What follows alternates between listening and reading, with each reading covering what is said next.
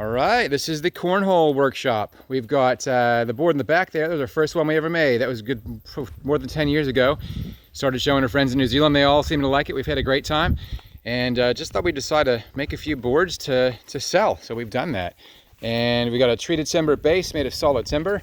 You got collapsible legs. So these legs fold in nice and easy. This pops down, goes in there. So can store well. You can hang it on your garage wall when you're not using it. It's always best. It'll last longer if you do that. But we have put a water-based stain on there to give it some nice color. We've used a non-treated plywood top, which is pretty standard, but you get way better colors in the wood that way.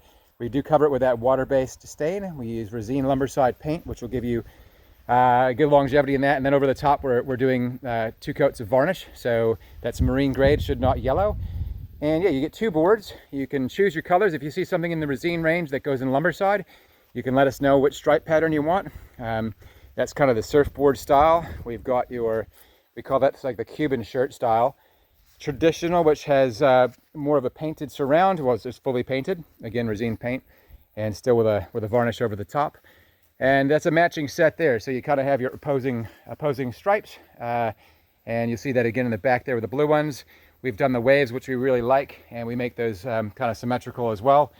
They're not perfect. They're handmade. That's how cornhole should be, and made in a shed. And yeah, we hope to hear from you. Let us know what colors you might like if you're interested. And the bags, we'll have a different video for those in a moment. But yeah, thanks for watching.